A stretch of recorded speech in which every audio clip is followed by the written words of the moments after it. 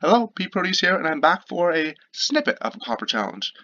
For over the past month or so, for a string of various reasons, I have not been able to record a Popper challenge, but over the last couple weeks, the reason why I didn't record was that I was pretty sick and I lost my voice. And now my voice is mostly back to normal, and so there were there were weeks where I did play in the challenge, but I didn't record, and I was playing at full force. I just wasn't able to provide sensible commentary, at least not for 7 more rounds. And so I had this one game tucked away, and I thought it was really fascinating. I thought it had a pretty good lesson attached to it, and I also thought that I would be interested in at least trying out the replay advisory to see if I was capable of doing it, because I feel like I'm best at doing the in-game kind of train of thought style, but maybe I can do this one. I actually don't know, so let's find out. So this is from the 6th round of the Popper Challenge, I think 2-3 weeks ago at this point, 3 weeks, and playing against Medvedev, who's obviously been playing in the format for a long time, a solid player, they must be, and I don't know what they're on. This hand is fine. It's got a plan of ponder into augur. I can see their hand, so I keep it. My opponent starts with the Barrymore. Barrymore is not what I want to see because game 1 against black decks is not great. Although Barrymore specifically indicates probably mono black control. And mono black control I've had quite a bit of success with, mainly because mono black control has a lot of really slow hands, and I can beat slow decks even if they have a lot of good cards against me. However, maybe it's just that all mono black players I've been playing against are bad players, because good players seem to be saying don't play mono black. Whether or not that's true, I don't know. But good players seem to be saying that, which means that other good players you don't know, just listen to them and don't play it. But whatever the case, Medvedev is a good player, so I will not assume that that has anything to do with how this game is going to go. Let's start off with the probe. And right away you can see that things are going pretty rough. So my opponent has Edict. Edict's a tough card to play against because it's a sorcery speed way to interact with tribe, so I can't just wait to interact on my combo turn. They can do that whenever they want. Fortunately, I do have an augur to offer as fodder there. Then there's witches, and witches is a bit of a nightmare because they can stop me on the combo turn, but they can also just tap it whenever I have the tribe out and make me lose a tribe or discard a card. And it can also ping me for damage. So witches is really a nightmare. I don't have sunlight, so I can't just kill it. So this card is going to be really hard to beat. And there's instant speed removal, there's adequate lands, and then there's Crypt Rats. And Crypt Rats is it's a disaster to play against. If my opponent has enough mana and they play well, then I basically have to combo off into the Crypt Rats and let the Crypt Rats kill me. Or at least Giga Drowse into the Crypt Rats. And let the Crypt Rats, like, take out a bunch of my resources.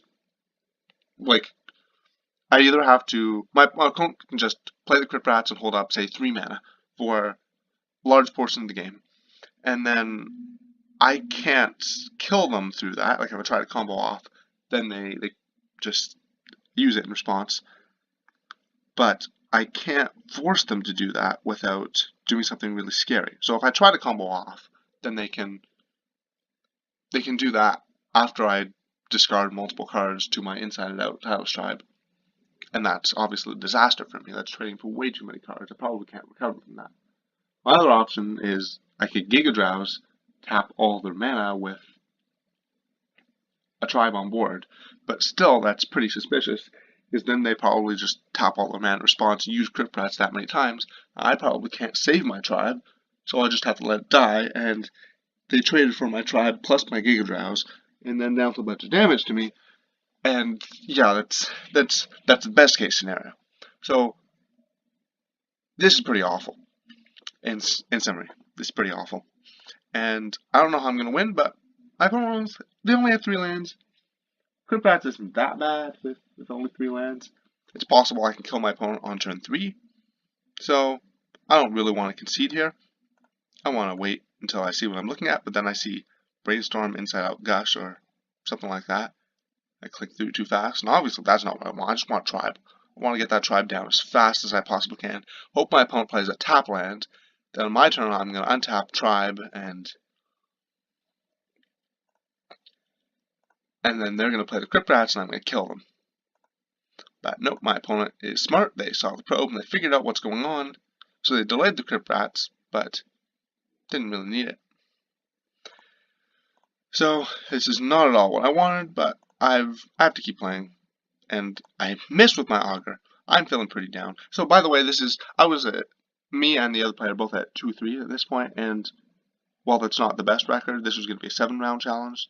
So 4-3 get your entry fee back. So at the very least there are stakes to this. And again, this is not a bad player, so I'm expecting good play on both sides in this match. It's late enough in the tournament that I'm definitely concentrating. So here's the edict. That's great.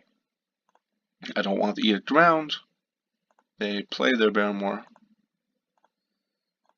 So I know about Tendrils and Crypt Rats, and then they drew 2 cards I don't know about. There's an Ash Barrens, and this is pretty not great. So I'm going to start with the probe and hope to find something good. I see my opponent's drawn another Barrymore and also a Rager. Not really what I want to see, because Rager's just a clock. I drew Brainstorm, which is great, because what I want to do is draw cards. I have lots of bad cards in my hand to send away. So I'm going to do that. I'm going to Brainstorm. Did some cards. Oh gosh. Alright, so I'm just going to continue on. I don't really have a plan for how I'm going to win, but I do have Augur. And then unfortunately,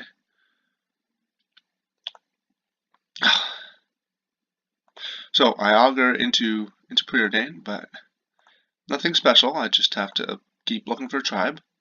I guess that's what I wanted. I shouldn't have said unfortunately. So I need to be able to deal with the witches. Now I've got an extra inside out, and so if I can get my opponent to use their witches, I can inside out and kill the witches. My opponent probably should be smart and not do that, but if I don't have anything to really use my mana on, then why not? Here, Gush or Shadow Rift, I don't really want either of those, but sure, Gush is fine. And yeah, let's do it. My opponent decides to use the witches, and that was a mistake because it lets me inside out. 2-for-1 got rid of their witches, which is pretty excellent for me. Unfortunately, things go south here. My opponent has an Unearth for the witches, and here is where I almost concede, because I don't really see a way forward. I can Preordain, and sure, I've got my tribe, but how am I going to win? I'm just playing the tribe?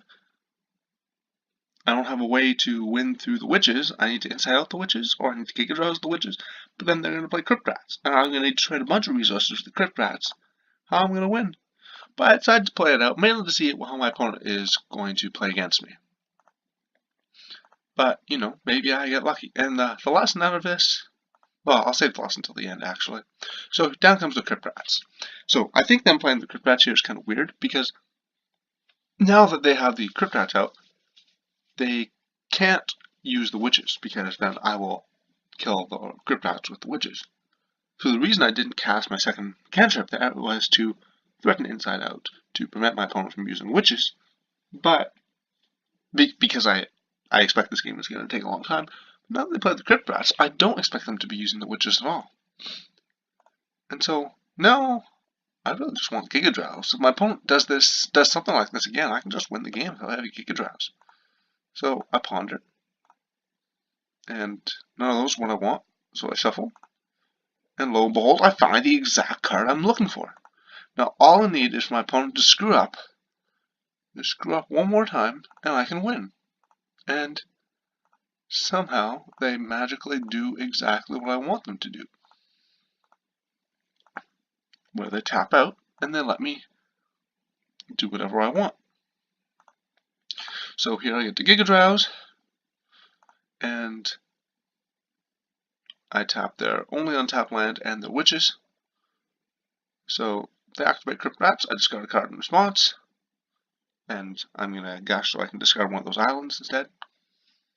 And unfortunately, because my opponent's doing this, I can't beat, say, Snuff Out, but I don't expect my opponent to have Snuff Out. And Snuff Out's not going to be an easy card to beat with a 3-land hand anyways. and then I just go for it, and that's game. My opponent concedes. No, they even let me probe them. So I thought this game was hopeless, and maybe, I'm not even sure. Like, it depends on everything my opponent had access to. I'm not really a fan of my opponent's plays, but I understand where they're coming from, because they have to try to get a clock on me, and they didn't. I'm still 11, and just to think that I almost conceded and let that get away from me. Moral of the story is, don't concede if there's a way you can win, and play the game in such a way that your opponent can make a mistake. Tribe was great because my opponent usually doesn't know what direction of mistake loses them the game. So here's my sideboard, and I saw one or two of you ask me about Stormbound Geist. I love this card against Chainer's Edict decks. I put it in the sideboard because it's pretty good against Chainer's Edict. It does a good job of protecting the tribe, but it also does more things than that. First of all, it provides a clock. I need a way to win, and a way to make my opponent do something so that they tap out and then I can do stuff and feel safe. And Stormbound Geist does that because it makes them react. It gives them a limited amount of time to win the game. Another thing that does is it generates value, where if they want to kill it, they have to spend 2 premium cards, like cards that could have interrupted the combo on the Stormbound Geist, and like 2 for 1 from their hand, and they're paying the mana for it, where I'm paying 3 mana. That's great. That's like Mind Rot plus, and it generates tempo when it's attacking, and it gives me an additional way to end the game if my opponent just ignores it against, like, say, a Teachings deck.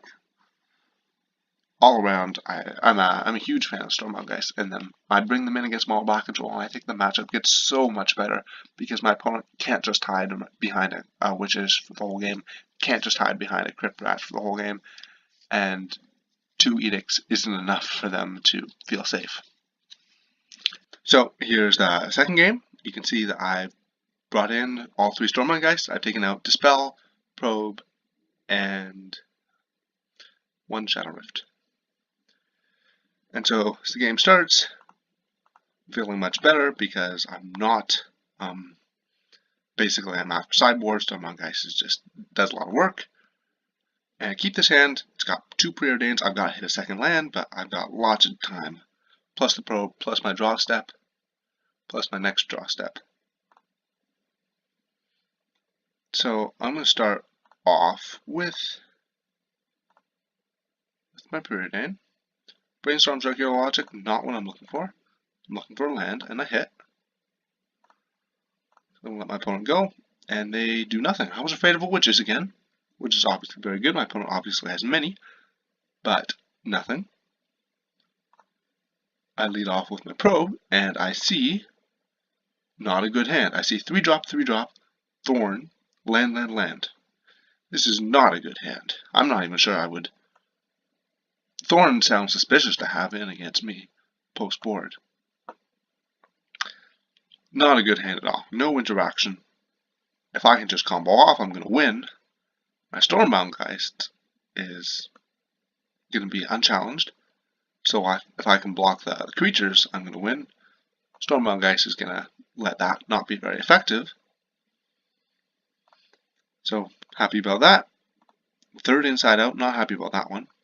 Preordain sees land Ash Barrens, and I'm happy to put the Ash Barrens on top so that I can cycle it, and I'm expecting my opponent to Chittering Rats, because that's just what you do in this position, and that's what they do, and so I get to ditch one of my Inside Outs to Chittering Rats, and then cycle Ash Barrens to shuffle it away.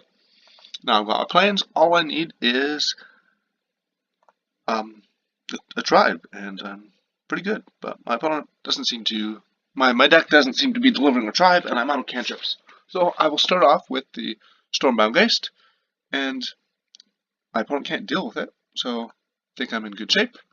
Here's the Rager. I choose to play the Rager over the Thorn, not obvious why, but it doesn't really matter.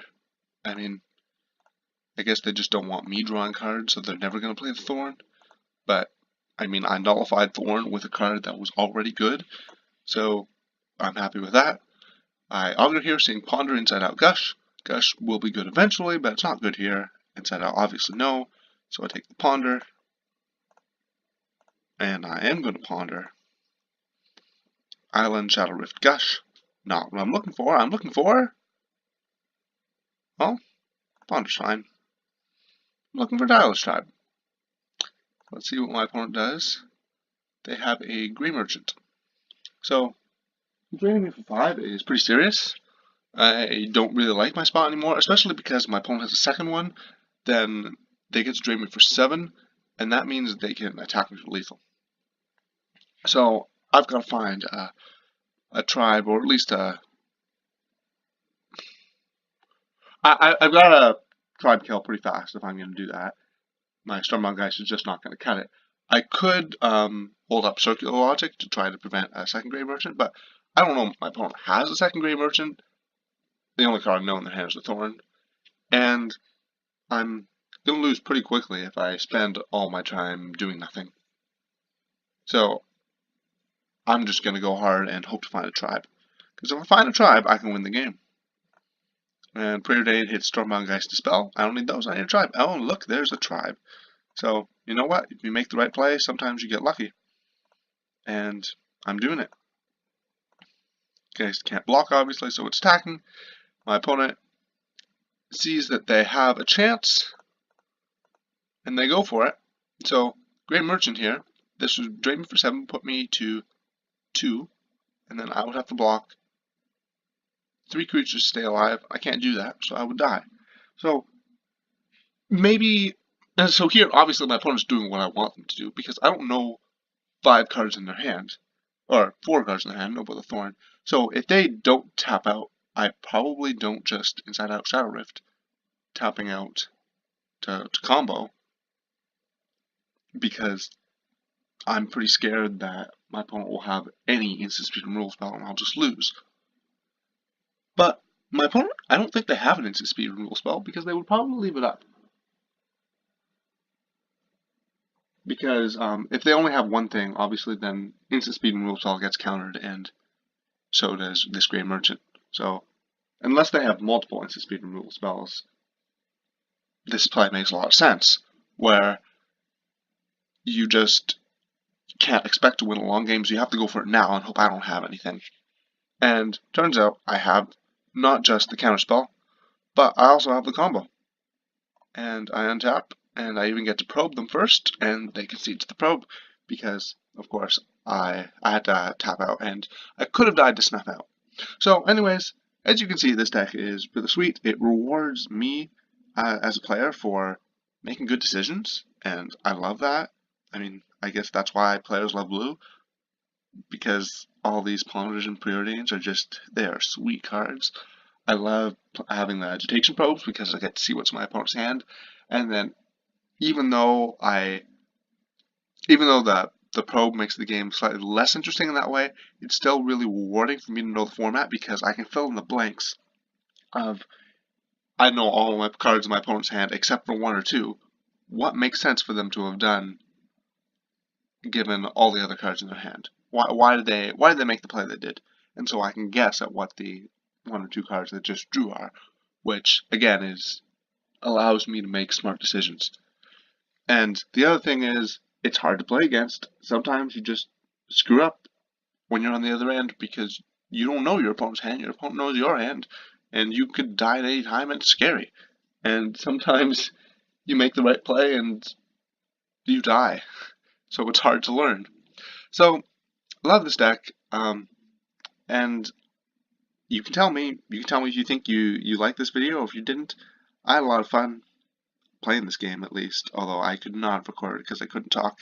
So if you like this, then tell me in the comments that you want me to do this. It's not going to be a regular thing, I think, but I may do it again if I have a suitably interesting match come up.